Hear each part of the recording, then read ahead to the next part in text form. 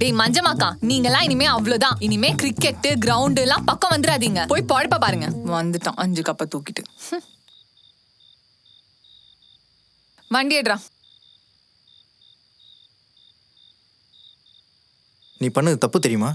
நான் என்னடா பண்ணேன்? ஒரு ஆர்சிபி ஃபேனா இந்த ஜெர்சி போட்டு கிரவுண்ட் பக்கம் கூட போக முடியல. அவங்க அவ்வளோ கலாய்ப்பாங்க. எனக்கு வலிக்காதா? நான் பொதுவா சொல்றேன், இது வெறும் கிரிக்கெட். இது என்டர்டைன்மெண்ட் பர்பஸ்க்காக மட்டும் பாருங்க. ரொம்ப பர்சனலாக போகிற அளவுக்கு இது ஒன்றும் லைஃப் சம்மந்தப்பட்ட விஷயமே கிடையாது. கிரிக்கெட் ஒரு ஸ்போர்ட்ஸ்மேன்ஷிப். இதில் போட்டி இருக்கலாம், ஆனால் இவ்வளோ காண்ட் இருக்கக்கூடாது. நீங்கள் பண்ணுறதெல்லாம் பார்த்தா ஏதோ மாடர்ன் ஏஜ் கேஸ்டிசம் மாதிரி எனக்கு ஃபீல் ஆகுது. இவ்வளோ ரூடாக நடந்துக்கணும்னு அவசியமே இல்லை.